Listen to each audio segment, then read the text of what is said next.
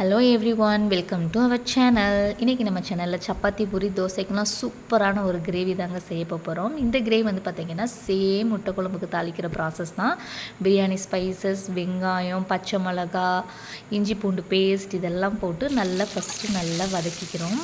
வதக்கின பிறகு புளிப்புக்கு வந்து பார்த்திங்கன்னா நீங்கள் கொஞ்சம் புளிப்பு அதிகமாக சேர்த்துக்கிற ஆளாக இருந்தீங்கன்னா ஒரு 2 தக்காளி சேர்த்துக்கோங்க. புளிப்பு வந்து கொஞ்சம் கம்மியாக தான் நாங்கள் சாப்பிடுவோம்னா ஒரு தக்காளி அளவுக்கு சேர்த்துக்கிட்டு இந்த ரெசிபிக்கு தேவையான அளவு உப்பு, மஞ்சத்தூள் இதெல்லாம் சேர்த்து நல்லா வதக்கி விட்டாச்சு.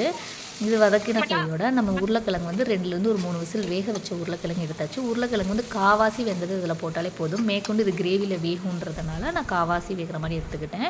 மெயின் இன்க்ரீடியன்ட் பார்த்திங்கன்னா மீல் மேக்கர் தாங்க. இது வந்து மீல் மேக்கர் கிரேவின்றதுனால நான் கொஞ்சம் சின்ன மீல் மேக்கர் எடுத்துக்கிட்டேன். இது வந்து ஒரு 2லேருந்து ஒரு 3 கொதி சுடுதண்ணியில் வேக வச்சு எடுத்துக்கிட்டேன். நல்லா இது வதங்கின பிறகு இந்த குழம்புக்கு தேவையான குழம்பு மசாலா சேர்த்துக்கிட்டாச்சு. குழம்பு மசாலா சேர்த்த பிறகு கொஞ்சமாக தண்ணி சேர்த்தாச்சு.